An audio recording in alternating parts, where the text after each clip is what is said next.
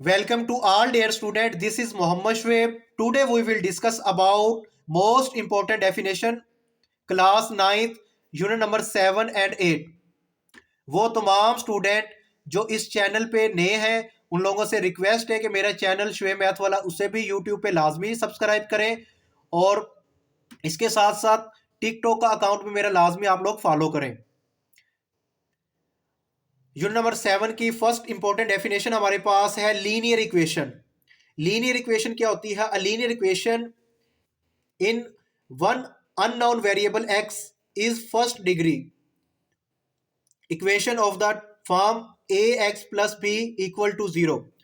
वो कहते हैं कि लीनियर इक्वेशन हमारे पास एक ऐसी इक्वेशन होती है, देखिए मेरे पास ये एक इक्वेशन लिखी है मैंने, a x plus b equal to zero. अब इस इक्वेशन में देखें तो मेरे पास ये जो x है ना, ये एक अननाउन वेरिएबल है, एक अननाउन वेरिएबल है और इसकी डिग्री जो है ना, देखिए यहाँ पे मैंने एक्स स्क्वायर लिख दिया, इसका मतलब इस अननाउन वेरिएबल x की डिग्री 2 है और यहाँ पे हमारे पास कुछ भी नहीं लिखा हुआ तो इसकी डिग्री 1 है।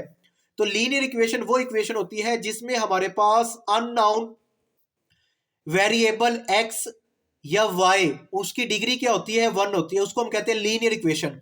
तो ये इसकी एग्जाम्पल भी आप लोगों ने साथ में लिखनी है।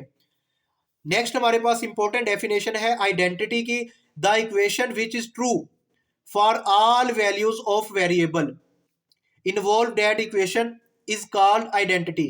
वो कहते हैं कि हमारे पास जो आइडेंटिटी होती है वो एक्चुअली एक इक्वेशन होती है, ऐसी इक्वेशन जो तमाम वैल्यूज के लिए ट्रू हो। क्या मतलब? देखिए हमारे पास एक आइडेंटिटी की अगर आपने एग्जांपल देनी है ना तो आप ये एग्जांपल देंगे, a plus b whole square which is equal to a square plus 2ab plus b square. तो ये हमारे पास एक आइडेंटिटी है। ये कैसे आइडेंटिटी है? देखिए लेट्स सपोज मैं ले लेता हूं ए की वैल्यू मैं 2 ले लेता हूं और बी की वैल्यू मैंने 3 ले ली। अब यहां पे देखिए मैंने क्या किया है, ए और बी की जगह पे मैंने सपोज कर लिया ए की वैल्यू 2 है और बी की वैल्यू 3 है। ए की जगह पे मैंने 2 पुट कर दिया, बी की जगह पे मैंने 3 पुट कर दिया। इसी तरह राइट साइड पे भी आपने ए की जगह पे 2 पुट करना है और बी की जगह पे आपने 3 पुट करना है। तो ये वैल्यूज मैंने यहाँ पे पुट कर दी, ये फार्मूले वाला 2 है। तो 2 प्लस 3 5 होता है, ये 5 का स्क्वायर 25, 2 का स्क्वायर 4, 2 टू द 4, 4 3 द 12, 3 का स्क्वायर 9। अब इनको जब आप सम अप करोगे 25 इक्वल टू 25, तो ये हमारे पास क्या हो गया? ट्रू हो गया।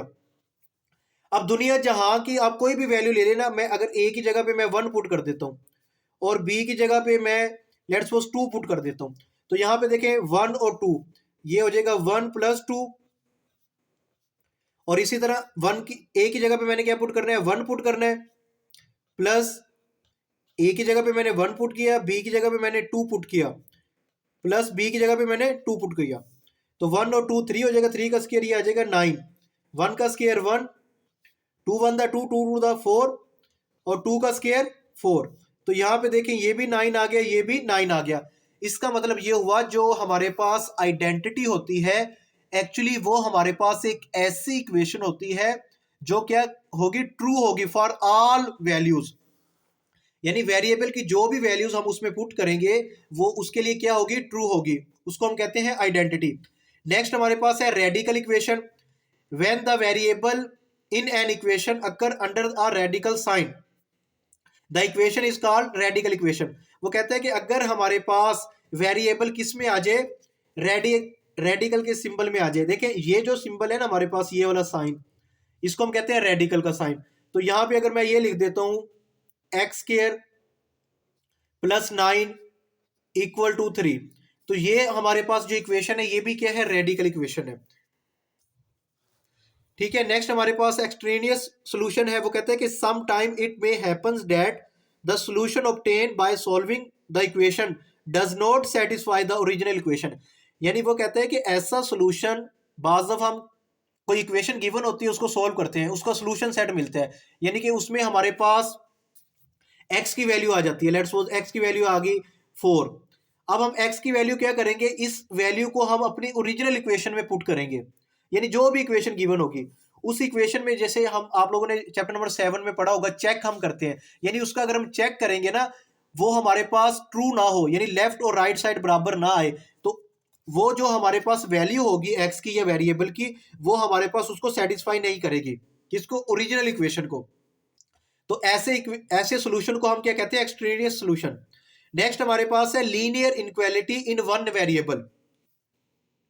अभी हमने पढ़ा था लीनियर इक्वेशन, अब ये है लीनियर इनक्वालिटी। इनक्वालिटी से मुराद क्या होगा कि ये जो हमारे पास लीनियर इक्वेशन है ना, यहाँ पे इक्वल है, इसकी जगह पे आप ग्रेटर देन का साइन, लेस देन का साइन, या लेस देन और इक्वल टू का साइन आप यूज करेंगे। A linear inequality in one variable x is an inequality in which variable x occur only to the first power, यानी कि इसमें हमारे पास जो पावर है वेरिएबल की वो क्या होगी, 1 होगी। And has the standard form, और उसकी जो स्टैंडर्ड फॉर्म है वो हमारे पास क्या आ गई, ax प्लस b। यहाँ पे मैंने लेस देन का सिंबल लगाया हुआ है, तो ये भी हमारे पास क्या है, लीनियर इनक्वालिटी है इन वन वेरिएबल, यानी कि इसमें जो वेरिएबल है वो x यूज हो रहा है, वन वेरिएबल है, और उसकी डिग्री भी क्या है, 1 है। ये मोस्ट इंपोर्टेंट डेफिनेशन है यूनिट नंबर 7 की। नेक्स्ट हमारे पास यूनिट नंबर 8 की मोस्ट इंपोर्टेंट डेफिनेशंस है, वो डिस्कस कर लेते हैं। यूनिट नंबर 8 की मोस्ट इंपोर्टेंट डेफिनेशन में सबसे पहले हमारे पास डेफिनेशन है ऑर्डर पेयर की। An order pair of a real number x and y is pair round bracket में x y in which elements are written in specific order. Order pair क्या होता है, जैसा कि नाम से ही जाहिर है, देखिए हमारे पास राउंड ब्रैकेट है, आप यहां पे लिखे x कोमा y, तो ये जो चीज है ना, ये हमारे पास एक पेयर मिला है, यानी कि एक x और y उसका पेयर है, और ये खास स्पेसिफिक ऑर्डर में लिखे, इस वजह से हम इसे कहते हैं ऑर्डर पेयर। इसकी आप एग्जांपल भी लिख सकते हैं 4 6, तो ये भी हमारे पास, यानी कि x की वैल्यू 4 है, y की वैल्यू क्या है, 6 है, तो ये इसका क्या है, ऑर्डर पेयर है। नेक्स्ट हमारे पास कार्टेशियन प्लेन है। If in a plane two mutually perpendicular straight lines are drawn, then lines are called the coordinate axis. The point O where the two lines met is called origin. The plane is called the coordinate plane or the Cartesian plane. यानी वो कहता है कि हमारे पास दो mutually perpendicular line, देखिए मैंने एक ये लाइन लगा दी, मेरे पास ये एक लाइन है, अब मैं इसके ऊपर एक और लाइन ड्रा कर देता हूं, तो ये दोनों लाइन आपस में क्या है, परपेंडिकुलर है, म्यूचुअली परपेंडिकुलर। यहाँ पे भी 90 का एंगल है, 90 का एंगल है, 90 का एंगल है, 90 का एंगल है, तो ये दोनों लाइंस आपस में क्या है, म्यूचुअली परपेंडिकुलर है। अब ये दोनों लाइन जिस पॉइंट पे मिली हैं, इस पॉइंट पे मिली हैं, इसको हम कहते हैं ओरिजिन, ओ से डिनोट किया जाता है इसको। ये वाली लाइन हमारे पास एक्स एक्सिस है और ये हमारे पास वाई एक्सिस है, तो ये डायग्राम भी आप लोगों ने बनानी होगी साथ में। ये एक्स एक्सिस है, ये इसका ओरिजिन, ये वाला पॉइंट ओ है, ये वाई एक्सिस है।